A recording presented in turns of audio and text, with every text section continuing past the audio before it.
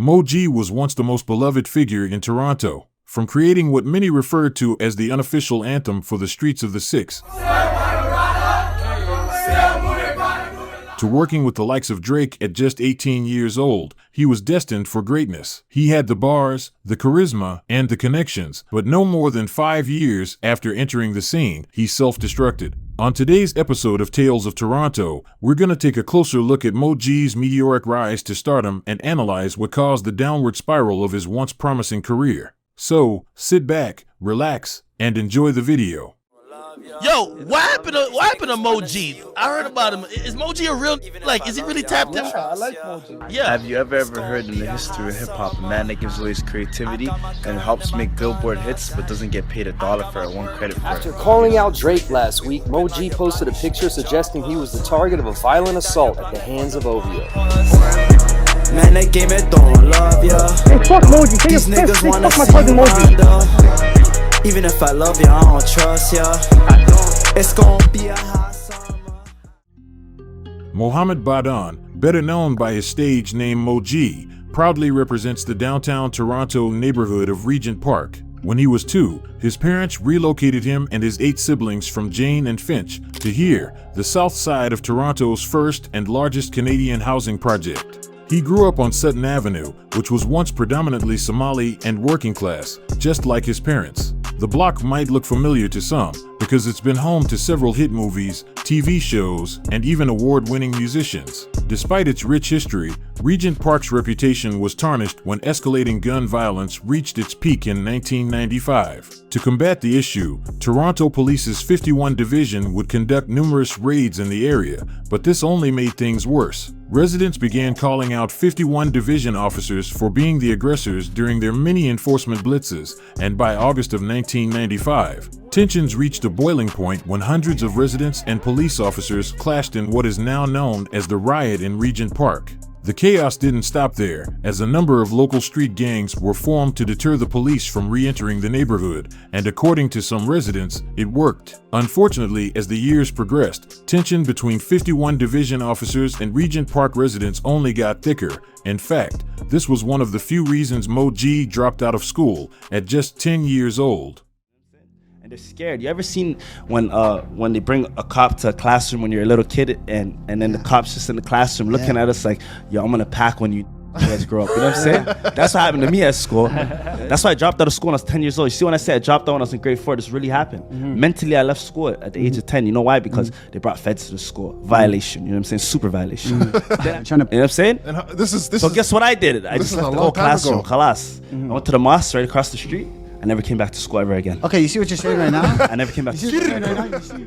Except for a 2-week stint at the exhibition place, Mo G has never worked for anyone but himself. Rather, as his oldest friend Jabril puts it, Mo was in Regent Park with his friends, getting that street education. Street education and all that comes with it, rapping in basements, hustling in the streets, has occupied the majority of Mo G's life. That same street education also helped catapult him into stardom before he even turned 18.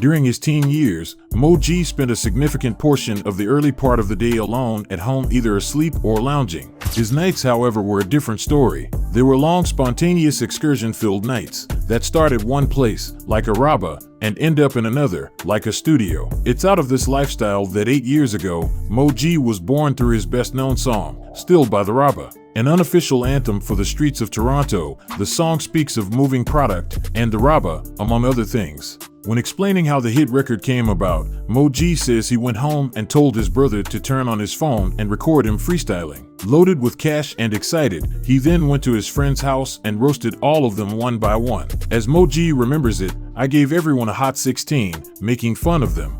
Later that night, he would go on to write Still by the Rabba with his childhood friend, Smoke Dawg, using an instrumental he found on YouTube and the bars he freestyled earlier that day. Fast forward to October 4th, 2014, the music video was recorded and uploaded on YouTube. It gained over 100,000 views before Mo-G took it down out of respect for his best friend Ano, who died just 2 days after the video was released. In an interview with MTV News back in 2016, Mo-G explained the reason behind taking the video down. He's smoking and drinking in the video. I'm a spiritual guy, you know, I don't like his family seeing that. I was holding camera in my hand, and if I die, I don't want people seeing that. You know what I'm saying? That stuff is gonna burn me in hell.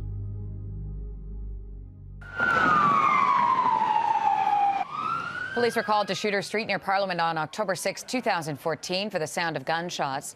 18-year-old Yusuf was taken to hospital with multiple gunshot wounds where he later died. The suspect, who was wearing all black with a hoodie, was last seen heading north on Regent Street. So investigators will provide an update for us at 10:30 this morning.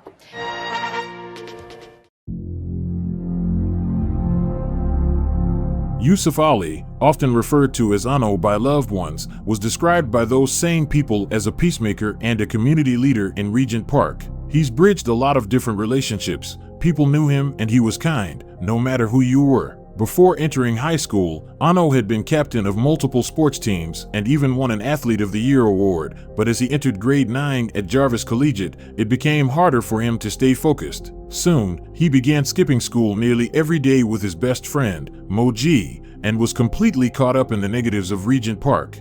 During the early 2000s, hustling in the streets of Regent Park came with a price. As previously mentioned, the block was plagued by senseless gun violence, but what most don't know was that a lot of it arose from internal gang disputes. As the violence escalated throughout the 2010s, it gained coverage by a number of Canadian media outlets, with one going as far as describing the situation as a quote-unquote internal cleansing. Now, this is not to say Ano's situation had anything to do with the internal gang disputes within his community, but based off the details provided by Toronto police, it's a theory worth considering. So let's take a closer look at Ano's case.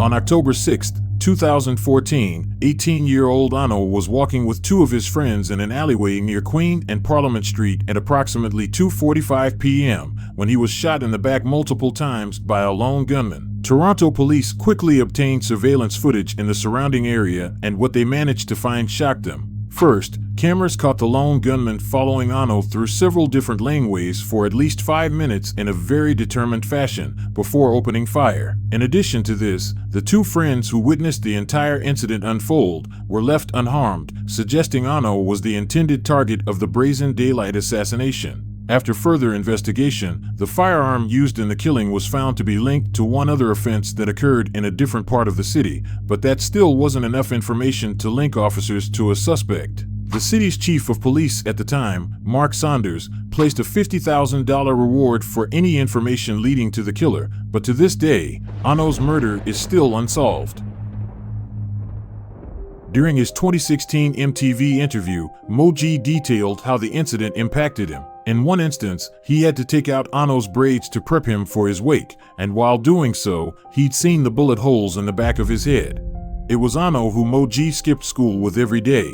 It was Ano who was bumping Still by the Rabba everywhere he went, and it was Ano who told Mo-G to pursue his dream of rapping. Nearly a year after Ano's untimely passing, Still was re-uploaded by a fan. This time, it didn't take off right away, because the scene was now dominated by a new rap collective based out of the backyard of Regent Park, otherwise known as the Esplanade.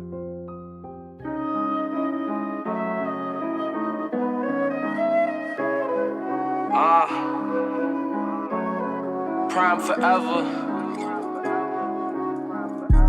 The Prime Boys is an Esplanade-raised rap group consisting of 3 members, Donnie, Jay Wiss, and Jimmy Prime. Most may recognize Jimmy as the one who coined the now widely used term, the Six, as a nickname for Toronto. It is in reference to the city's 6 boroughs and area codes, 416 and 647. The term was created while Jimmy was brainstorming with Drake's manager, Oliver el-Khatib. The two knew each other since 2014 and would often collaborate on projects together. One of them was Jimmy Prime's single, Northside. On the set of the music video, Oliver was there providing creative assistance. There too was Saif Muzad, better known by his stage name, Saif. Saif is also an Esplanade native who at the time was just an aspiring artist posting his tunes on SoundCloud. Oliver would invite him to attend the opening of OVO's Toronto pop-up store, where he was asked if he wanted to work steadily at the newly opened boutique. And as expected, Saif pounced at the opportunity. As he spent more time around the shop, his relationship with Oliver continued to strengthen. This is when he took the chance to introduce Oliver to not only his own music, but his friend Mo G's as well. Oliver seemed to like Still by the Rabba so much he sent the track to Drake, and soon after, all of the pieces needed to become a star came together naturally for Mo G.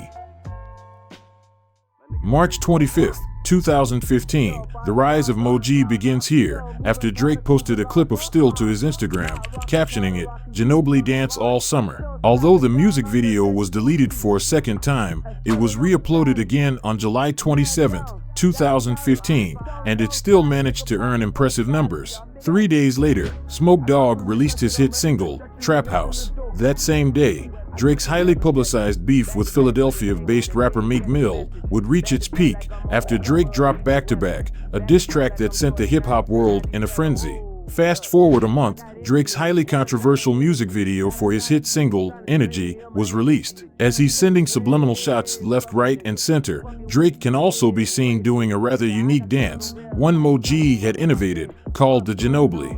If the dance seems familiar, it's because it's a spin-off of Chicago drill rapper Lil J's Bop. Nah, I'm about to blow fin and get rich.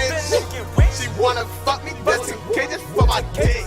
Drake would later reference the Ginobili in his hit song, Jumpman, featuring Future. I hit that Ginobili with my left hand, like woo. That track would later be released on their collaborative mixtape, What a Time to Be Alive, which is now quadruple platinum. Within a year of entering the rap game, Mo G had officially been co-signed by the biggest rapper in the world. This was huge, not just for him, but for Toronto's music scene as a whole. The consistent support from the boy shined a light on a scene that was waiting for the perfect moment to erupt, and that it did. OVO Sound Radio.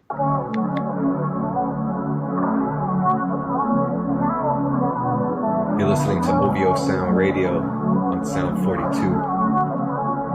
Broadcasting live from Toronto, Canada. Throughout the remainder of 2015, Mo G, Smoke Dawg, and Saif would have earned significant airtime on Drake's radio station, OVO Sound Radio. The three friends would then join forces to form their own rap collective called halalgangK, alongside their two other musically inclined friends, Puffy Els and Mustafa the Poet. Fast forward to December, Saif was hosting his debut album release party at the iconic entertainment venue, Mod Club, and would bring the gang with him. The since-closed establishment had a reputation for hosting artists before their rise to stardom, and on December 13, 2015, that reputation remained true. The OVO-sponsored event featured a star-studded lineup, from Prime Boys to Ram Riddles. Nearly every artist at the event were at the peak of their careers, which made for one hell of a show. To close in historic fashion, Saif decided to have the Song of the Year performed live for the very first time. Sidney Crosby, all these bitches want me. 81 shots on your block, no Kobe. Switch it up with the left, like to know, real nigga like water, you can't hold me. Mo G completely shined that night. As he Ginobili'd across the stage, his energy was infectious, spreading throughout the crowd. Although he wasn't at the show, Drake caught wind of the monumental night from his OVO brethren who were in attendance and decided to upload 2 congratulatory Instagram posts. The first one was captioned, "Starboy from the 6th Side, Ano Gang, big up Saif for selling out Mod Club, wish I was there to see the guys shine." The second photo was captioned, "Ginobili'd all summer like I said I would, rest in peace Ano." The pieces for a monumental career came together organically for Mo G, who, naturally motivated and hungry for more, would spend the remainder of the year in and out of studios across the city, producing his debut EP. With the help of Drake, who reportedly helped fund the project, Off Boy was released just 10 days into the new year. It featured 3 songs, including the classic, Wiggins, a tribute to the Toronto-bred Golden State Warriors small forward. Also on the EP was a song called Mind Symphony, an anthem dedicated to his fallen friend, Ano. Come off this fucking earth. When you died, I was sitting on the curb. Couldn't breathe, couldn't feel a nerve. Seeing 80 cruisers swerve, hearing birds chirp. That sound of name and you get murdered. Even with all that's begun to manifest for Moji, his life and his thoughts all seem to pivot on Ano, and more specifically on Ano's death. Moji didn't manifest any of this by being prayerful. He never thought Drake would co-sign him or that his best friend would die. All of the variables in Moji's life and career trajectory were out of his control. We've seen many rappers come before him, just as eccentric and dynamic, but their stars tend to dim and fade out. Perhaps what sets Moji apart is all his grief, all his heart. A little over 2 weeks after releasing his debut EP, Moji would receive yet another shout out from the boy, but this time he was direct. With the dance moves, Moji with the dance moves, Ad Boy with the dance moves, Jimi Hendrix. January 30th, 2016, Drake would name drop Moji on Summer 16, a single that was reported to be on his upcoming album, Views. The name drop was huge, mainly because the record debuted at number 6 on the US Billboard Hot 100, selling 215,000 downloads in its first week. These sales became the highest debut sales of Drake's career. For Moji at this point, Drake wasn't some elusive figure of Toronto, or the sixth god, as some would refer to him as. Instead, he referred to Drake as a big brother. 2 months after the release of Summer 16, Moji would talk in depth with MTV about Drake's impact on not just his career, but Toronto's music scene as a whole. Gangsta, you feel me? That nigga Drake, that's my guy, you know what I'm saying? That's my nigga right there, that's my brother, you know what I'm saying? That's my big brother, you know what I'm saying? If it wasn't for Drake, you know what I'm saying, the city wouldn't be the same. Toronto wouldn't even have attention like that, you know what I'm saying? He put on for Canada, he gave niggas that USA passport. It's not easy, I mean, as a Canadian rapper, to be out there in America, you know, it's a big field, you know what I'm saying? It's not really easy, it's tough. He did it, he's the biggest rapper in the game right now, the best rapper in the game right now. Much respect, you know what I'm saying? He's a legend. That's my guy, you know what I'm saying? At this point, it would be safe to assume Drake and Moji had developed a solid brotherhood, but as improbable as it may seem, not even 2 weeks after the release of this interview, that brotherhood would come to an end. Have you ever heard in the history of hip-hop a man that gives away his creativity and helps make Billboard hits but doesn't get paid $1 for it, 1 credit for it, and he's stuck in the hood? You know what I'm saying? That doesn't make sense, but exposing these will make sense. Song. Oliver's a snake-ass, double-headed snake-ass, psychotic looking more. Always stirring the pot, telling me Rihanna wanted me at the music video shoot, but Drake didn't want me to come. All Drake's friends hate you, Drake doesn't like you. You're always stirring the pot, you. Oliver is a shady-ass white boy, culture vulture-ass, snake-ass, nerd, a dweeb, everything. Begs me to wear his clothes and advertise. That's why I used to wear his clothes. I thought we was family with OVO, but he never paid me $1 after they stole my ways. They're trying to hide me from the world and hide me from the... This Oliver told me the whole OVO team thinks I deserve a compensation for everything Drake took from me. And all the Manchester offered me is $500. $500? Can't even pay mama's rent. What are you smoking drugs, brother? You look like you're on fiend. In a series of since deleted videos posted on Moji's Instagram account, he would call out Drake and his manager Oliver over unpaid contributions to Drake's upcoming album, Views. He would later add more fuel to the fire by airing out what many have heard in the past: Drake uses ghostwriters, but according to Moji, penning hits is one thing, and being compensated for his work is another. In one of many posts, Moji shows a screenshot of a DM conversation between him and Drake, where Drake asks him for a voice recording to use on Views. Underneath it was captioned, "This is the title of a song on Views. After I did this shit, Oliver put me in the studio and he said they need new hooks, new flows and bars and shit. I didn't want to be on these album cause I'm not a slave, only slave of Allah, not the fake ass sixth god. It only gets deeper. Stop playing with me, little Forest Hill creature." These accusations are almost identical to the Quentin Miller situation, who was not only outed as Drake's ghostwriter, but had multiple reference tracks leaked.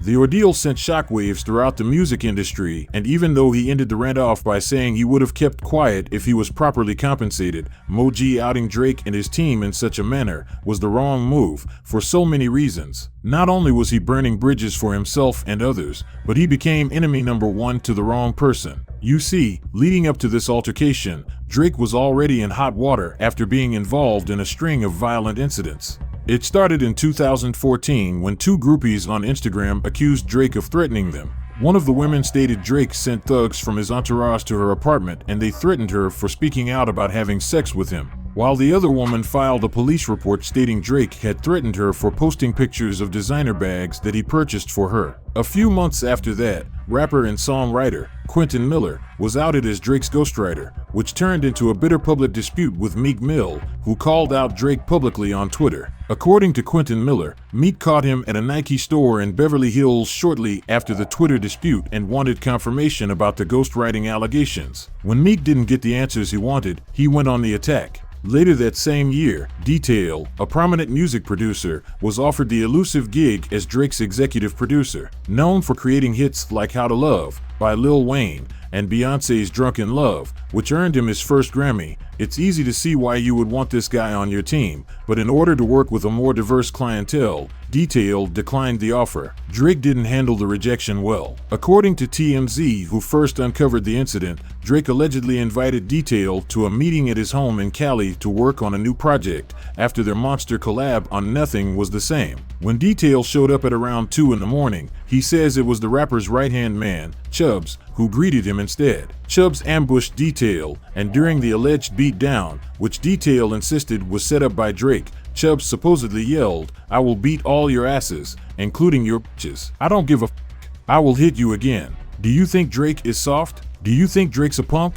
Detail received a broken jaw and multiple other injuries that required surgery following the run-in. He says he was so badly hurt he couldn't work for a year. He asked Drake repeatedly, and in vain, to cover his medical expenses. When Drake refused, the beaten producers sued 2 years after the incident, but the lawsuit was thrown out when Detail was arrested by the Los Angeles County Sheriff's Department and charged with 5 women and assaulting another. He is currently being held on bail of $6.3 million.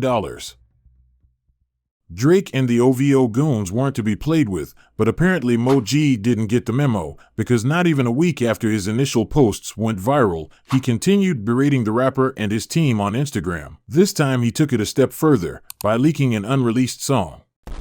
Just to let the world know, I never got paid no 12 grand. For the record, I'm not signed to OVO, and all my real fans have been rocking with me from day one. Check the history. I always delete all my posts, and I deleted it because I got bigger info coming to you right now. As Too much talking these days.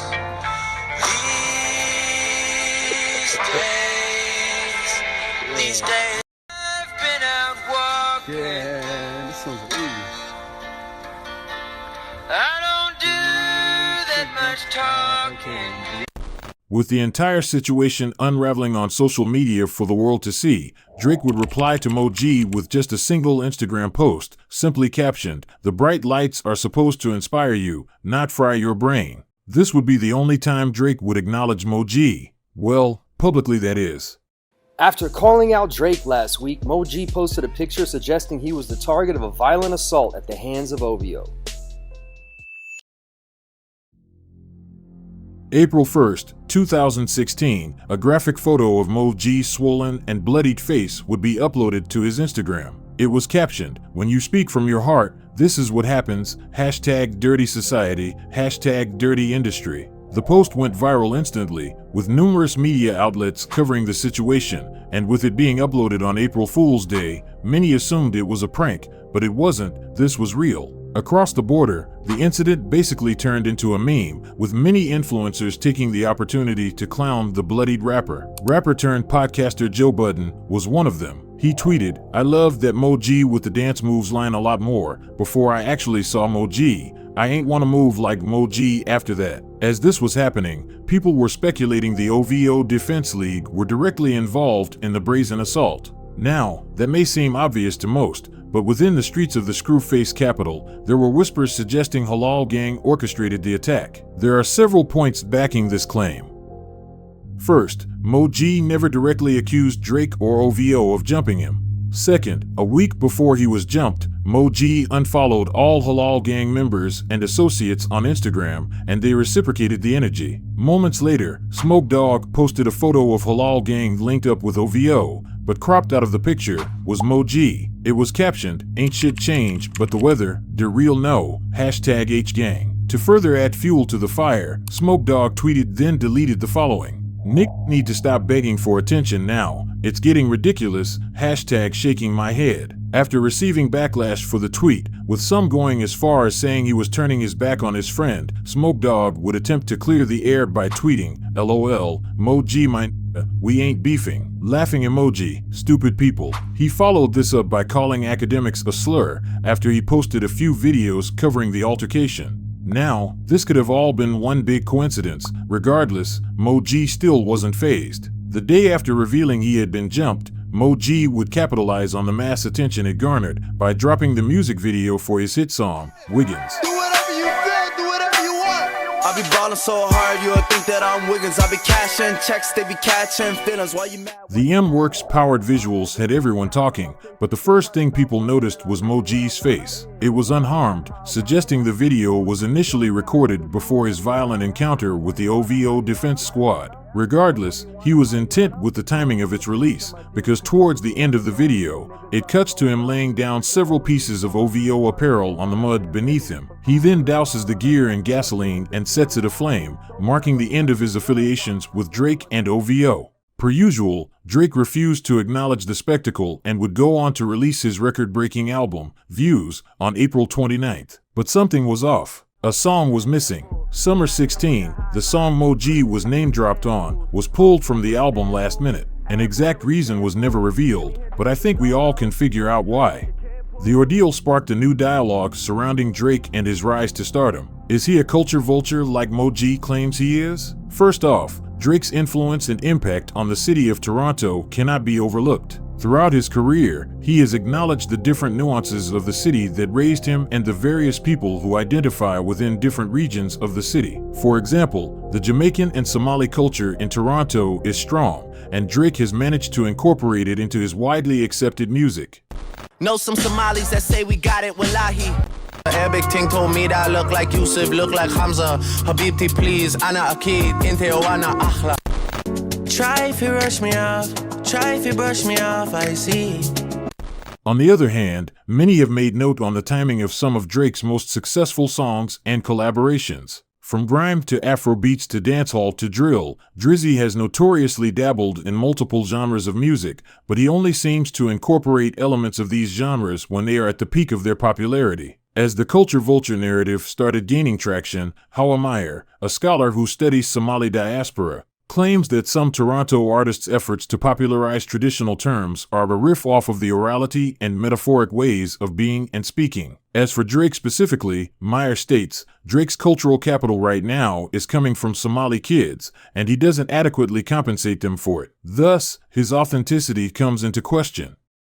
2016 was a year full of ups and downs for Moji, but despite everything, he would end the life-changing year off with one more classic. I don't rock with munafiqins.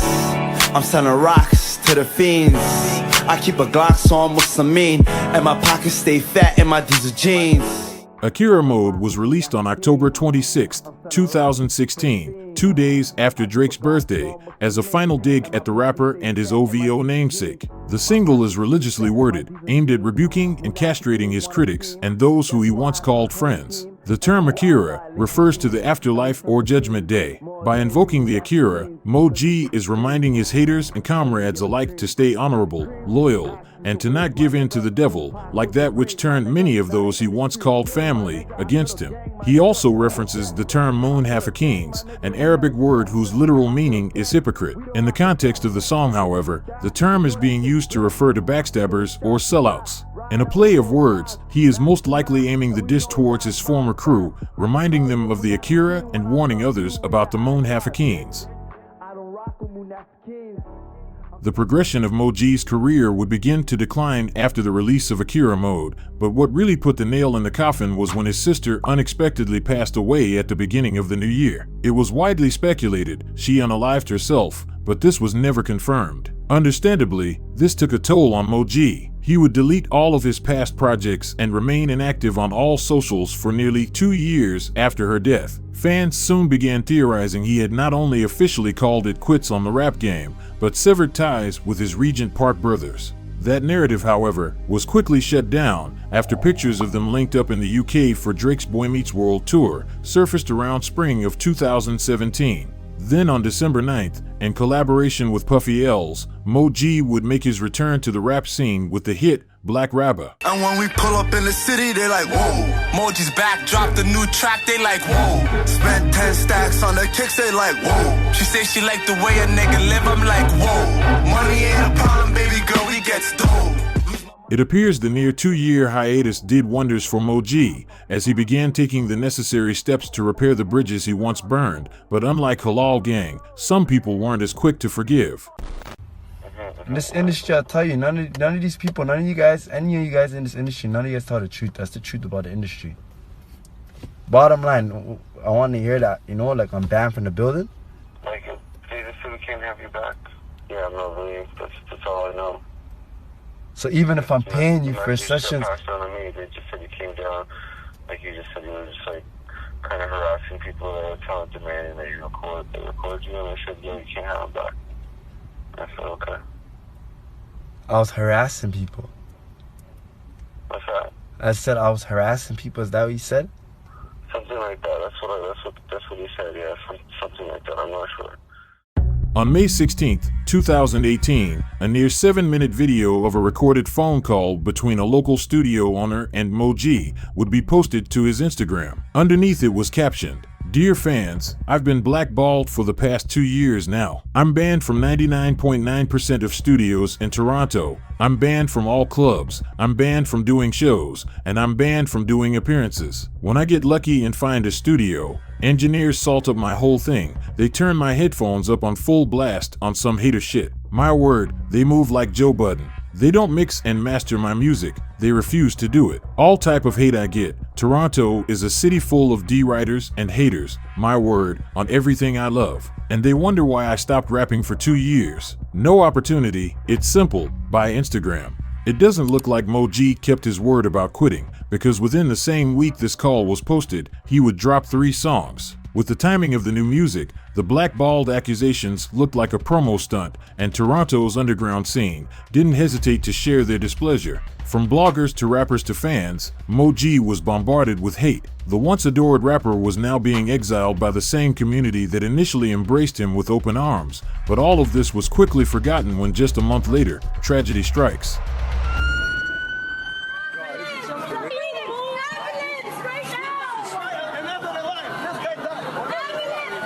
With sirens blaring, an ambulance rushes through this crowded strip at the same time that a woman is pleading for one.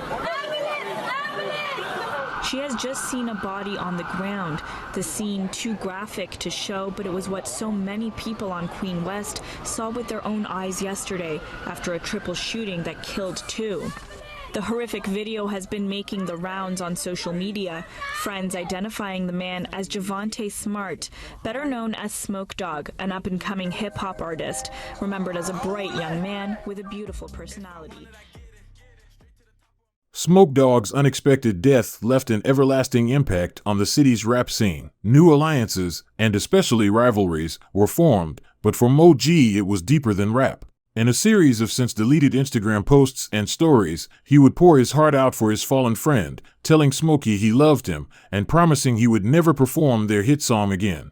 But Mo G, being the unpredictable man that he is, would be back to his 2016 ways not even a week after the passing of his friend, making erratic posts on Instagram, even dissing Drake once again.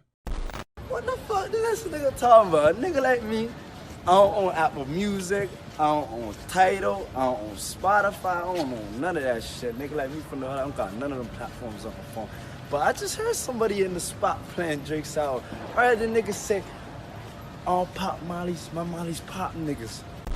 I am a cream of the crop nigga. You niggas pop mollies, my mollies pop niggas. What mollies you talking about, bro?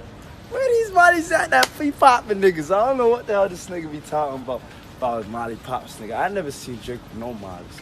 I think I'm the only molly I seen him with before. That's the whole crazy thing about it. You know what I'm saying?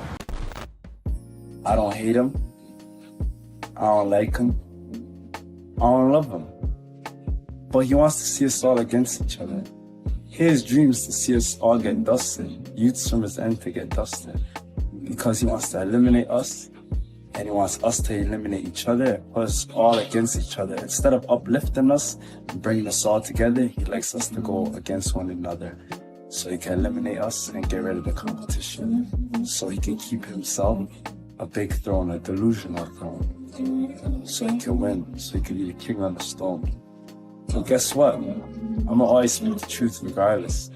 And other artists that are as big as him, like Kanye West, Jay-Z, etc., legends that are bigger than have been doing it before, show us more love than him. That's the whole crazy thing about it. So I'm rocking with Kanye on this one. Black Power.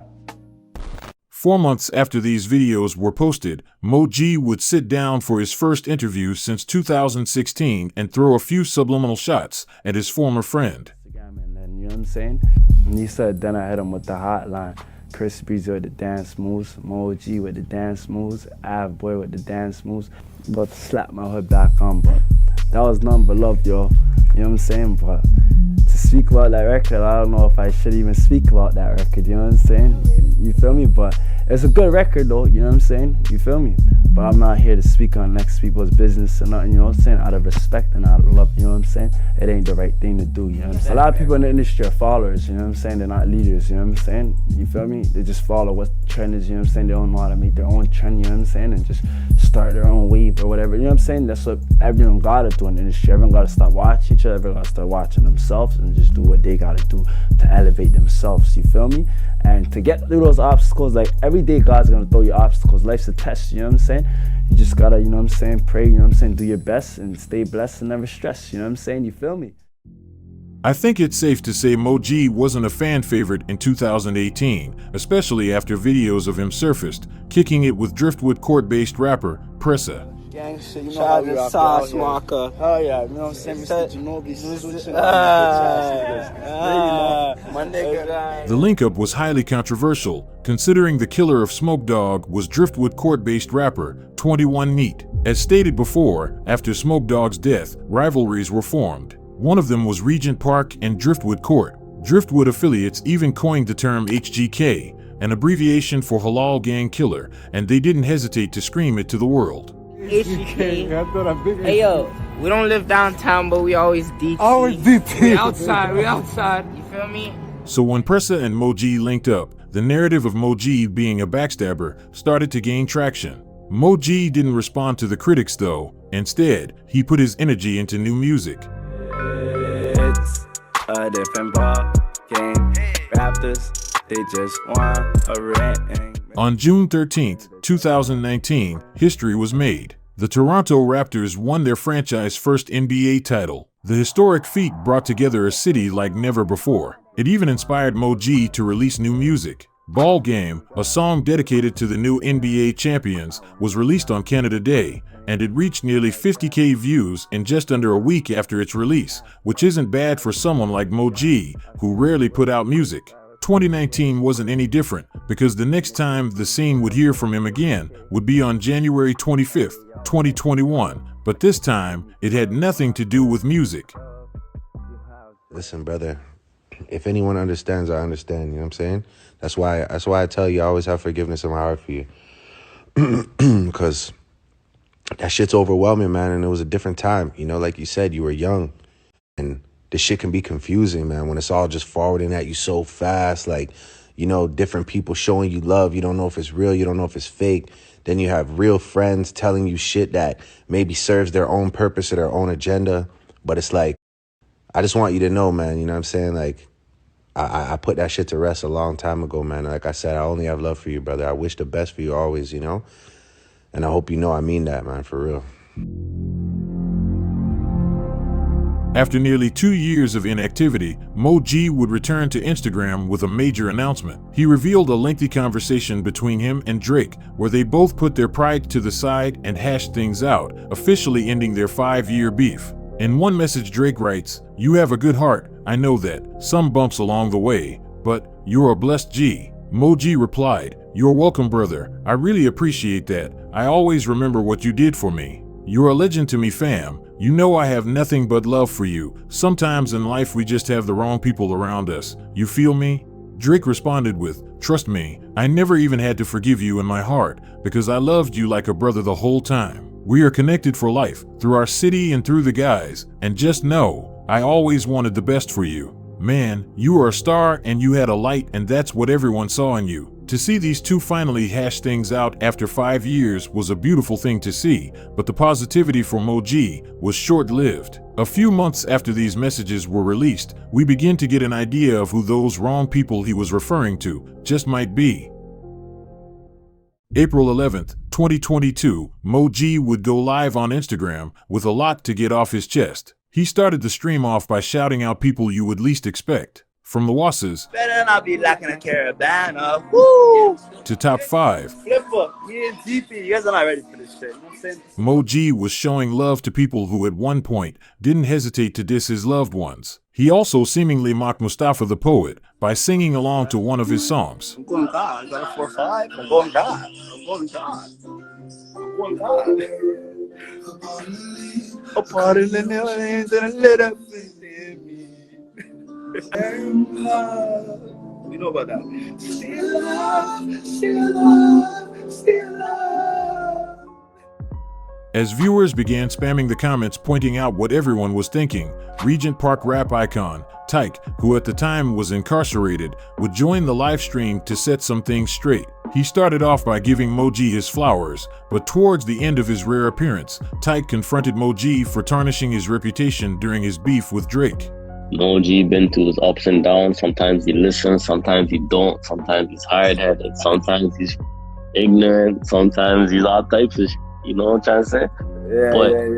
The love was always there and the respect was always there. And shit, you know, this nigga always showed me love and shit like that. So I don't know what it is.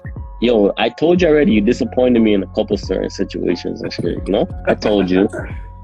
I told you. I told you let me down and shit. You made me look bad. You know what I mean? Yeah, with that one situation, I know what you're talking about. What Drake, like, what my boys people, right? With the boy, you know, you don't gotta con with the boy, you know, like let the world know you made me look up because I put I put my name on the line for you, brother. You know what I'm saying? Because I fuck with you like that. You know what I'm saying? Fuck. Okay, thank you. I can appreciate the fact that you could keep it real. Call my phone about it, everything. You know what I'm saying? And tell me. Could you let the world know that, please? Let the world know. Yeah, let the world know that. I let Chubbs know that period and that, yo. You know what I'm saying? My nigga got cheese coming from, so what the fuck you doing, fam? I fully just squashed it. Alright. You know what I'm saying? Yeah, you made me look like a fool, man. You made me look stupid. Go get into it if you want to. I'm not, you know what I'm saying? Alright, cool. Shout out to Chubbs though. Shout out to P-Rain. Shout out to all those and shit like that. You feel me? I could only do so much. I tried. You know? Yeah. I had a little bipolar moment. You know what I'm saying? You know what I'm saying? I'm not just telling them, yo, my bad. You know me, I don't trust people like that. You know what I'm saying? But at least I do what I do. These don't even, these scared to fucking even believe in themselves, to move how they want to move. These are not their own men. I'm my own man, fam. And at the end of the day, fam, niggas left me for that. And I put all them niggas on. Long story short, that's how we just want to keep it. And I still wish them the best. As the near 1 hour stream was coming to an end, Tyke would address certain people who he felt were destroying Regent Park's legacy. One of them was Puffy Els. Look at Puffy, he should stop rapping, dude. Like, not even, this has nothing to do with any street shit, no hood shit. Like, this is like, yo, he just sucks in the rap. Like, but yo, Puffy's gonna see this shit. Stop rapping, man. You're trash, dude. You make the hood look bad, man. And a real legendary block with real legendary step, and it's like you're the who people are talking about. It's like it's sad, you know. Just fall back, man. Get your money, take care of your family. Mm-hmm. I'm talking to Puffy right now. The comments made by the two Parkers didn't sit well for some people because 4 days after the live stream aired, Moji's family home would be targeted in a drive-by shooting on back-to-back nights. Fortunately, nobody was hurt. Now, this was the last straw for Moji. For weeks preceding the shooting, he would go on an Instagram live tirade to publicly denounce his affiliations with halalgangK, with him even screaming HGK at one point. HGK till I die, are you crazy? Put your kids on. He also took shots at all Regent Park rappers for not making Toronto's Rolling Loud lineup, which was set to take place in September. Let's talk about how you guys been rapping for 6 years and you guys are not even on Rolling Loud. About to cry. You kids didn't make it to Rolling Loud, that's sad. And from the woods made it to Rolling Loud, from the towns made it to Rolling Loud. From all ends of the city made it to Rolling Loud. You guys didn't even make it to Rolling Loud. That is shameful. If I was you guys, I'll quit rapping. Stop rapping. Giving you guys all the sauce. You guys had no drip, never did. Mo, we're doing a show. We need you, fam. We need you out here, fam. Fam, we need you, fam. Oh, good old days. Yo, Moji, fam, we need you at the show, fam. Man, them need you here, fam. We need the Ginobili, fam. The fans want to see you, fam. Puffy, what? I had to bench Puffy a whole traders. You switched up for 10 bands. For 10 bands. How broke are you guys for 10 bands? And then your whole career's fell off. You kids hide. You goody got touched too, you're hiding. All you guys pisses me off. Don't make me pack you kids, bro. Or look what Abby just now. All you guys are leggy. This summer, when those shut up, you guys wiped. Play around, kids. Play around this summer. Come outside. I want all you guys to come outside. Drop location right now for all you guys. Come outside. Come outside. This whole summer you guys getting wiped. See that? You guys are gonna get wiped.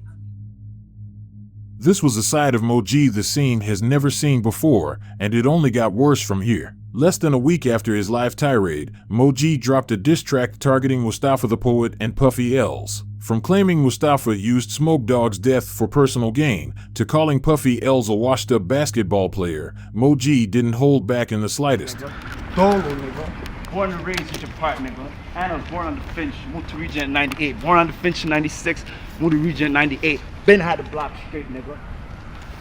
Oh, you gave when you gonna run out the closet. Put you on Nas one mic and you lost them. We all know you didn't bring your smoke to the Junos. After making money off Smoke Dawg's death, you ashamed, you a lame. What comes next? Every cent you go to his family, you suspect. Waited for niggas to die to make records like Stay Alive. Cause when Honor was alive, you was never allowed. God don't like ugly, you more of a child, so foul. And I vow you let her make money off the debt. A boy with no integrity who ain't got nothing left. The truth is you're a disgusting, despicable kid. Smile and laugh when Al-Weezy got killed by the pigs. From that day on, you was never my nigga. Celebrating the death of black Muslim brothers. Uncle Tom ass nigga with no color. Puffy, don't call yourself a top Mali when we all know you can't speak Somali. Real lions fought and died for the country. You 6'8" monkey, failed basketball junkie. Your real name Stutter. You never been gutter. You got issues. You're softer than tissue. Acting hard body, but I don't care.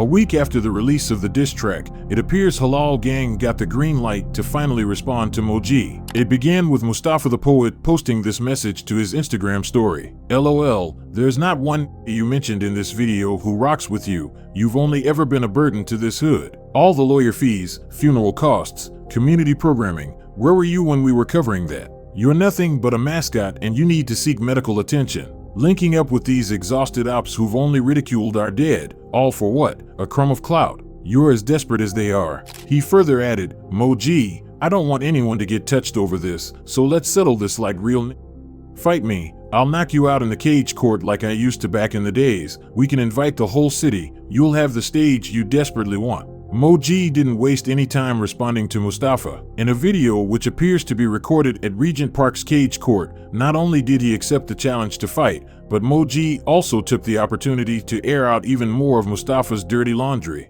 You gotta lie to the public like that. I'm in the cage court right now, challenge accepted. I'm in my hood at any time. I walk dole, I walk with just me and Allah. You can't do that.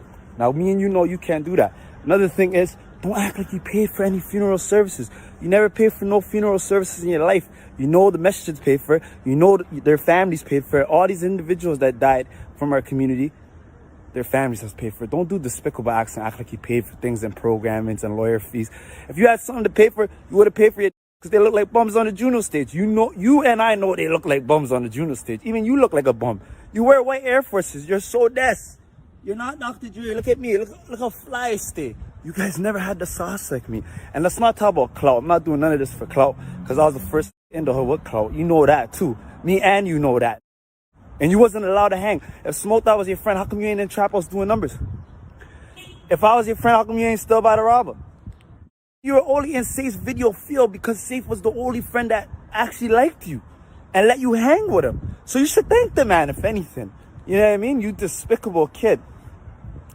And please, let me tell you something. The truth hurts, doesn't it? You know what I'm saying? But yo, challenge accepted. I'm in the cage court right now live. These kids are not outside. I'll make that clear again. These kids are not outside. Do not let them fool you. And when you guys became the face of the hood, you guys let the hood go to tarnish, to waste, garbage. Back in the days, to say you're from Regent Park was an honorable thing. Now you say you're from Regent Park, people want to step on you like Mustafa the poet. You see what I'm trying to say? Like, come on. You guys not but snakes and musk and goofs. And you're the biggest mascot for HG. And them don't even like you. And Arnold did beat you up, and I had the facts, and there's a lot more where that came from. A lot is gonna come out. Keep playing around. Keep playing around like you want this. You don't want this. None of you had this drip or sauce, and none of you niggas have a brave heart like me. You guys are awesome frauds. You know that, and I know that. And I'm here and it's 3 p.m. and I'm in the cage crowd. I don't see no one here. Come on, the truth hurts, right? And what do you mean exhausted ops? What ops are exhausted? You guys seem exhausted. Talking about stay alive, stay alive, stay alive. Screaming on stage, stay alive. And stop making songs about dead people. You know what I'm saying? Benefiting off the dead. Because you never pay for nothing. Pay for their fucking families to move out the hood, kid. Moments after this video was released, Mustafa would DM Moji on Instagram saying, "I'm traveling for the next few weeks because I actually have a career, you bum ass. I'm good to fight on the 22nd or 23rd in Toronto, cage court after Maghrib. Make sure you take your meds next week." As the fight date got closer, Moji would post a number of videos of him mock training for the big event, even going as far as taping a picture of Mustafa on a punching bag.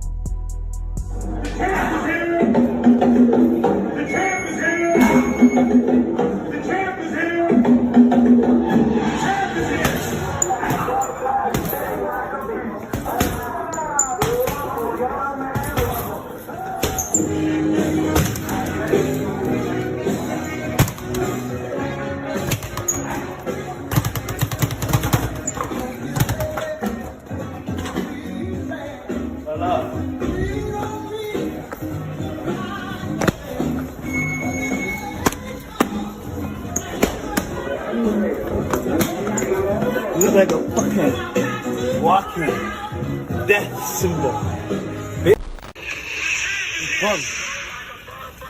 Call me out for a fight, now you don't want to fight. You're the definition of a despicable kid. You fucking little despicable kid. You know where you belong? You don't want it.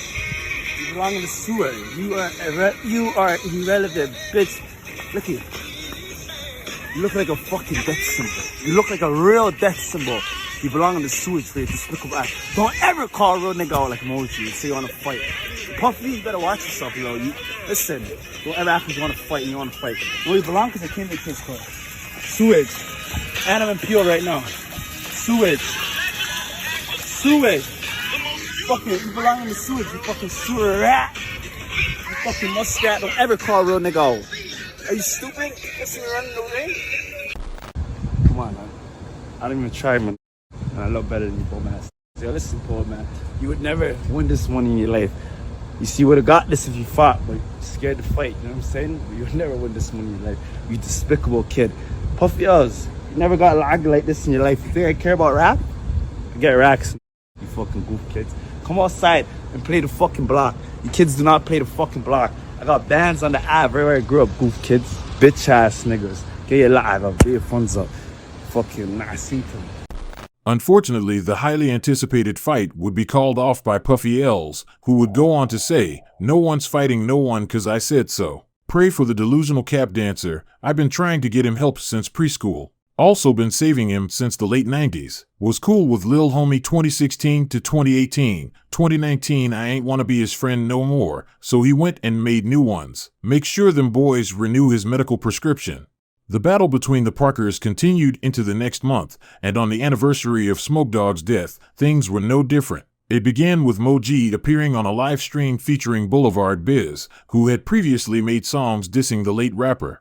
Through the race, we paper chasing HGK and ain't shit change. Came up off a hand to hand and kicking traps and hitting stains. Know my blooders got my back, vice versa, yeah, we the same. I'm go get 'em gang, but you know what that mean, I'm HGK. They left Smokey on the sidewalk, was laughing, I seen his brains. During the live, the two would preview a new song, a remix of Still by the Rabba. The track shook Toronto's underground scene to its core because the street anthem was remixed into a diss track aimed at halalgangK. On the song were also a few bars targeting Smoke Dawg, which didn't win many fans over. He ain't making past the medics, man, he really need a doctor. 10 shots to his face to do him proper. Skinny L's Mo-G, I'm a problem. Wick Woods, nigga, I'm a part. Grrr. 21 shots for your partner. HGK, bitch, that's the roster.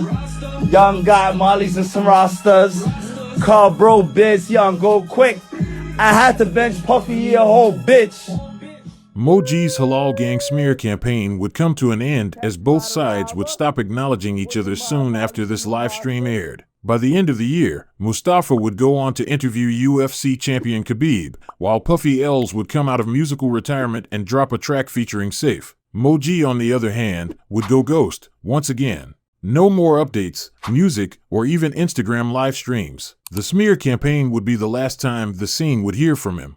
As unpopular of an opinion this may seem, Mo-G not only paved the way for himself and those close to him, but for aspiring artists all over the city. Being raised on a block that only knew struggle, Mo-G wasn't born with the tools to become a star. After all, he dropped out of school at just 10 years old. He had no choice but to make do with what he had, and that gritty realism was projected in his music. A tale full of ups and downs, Mo-G's story is one for the books.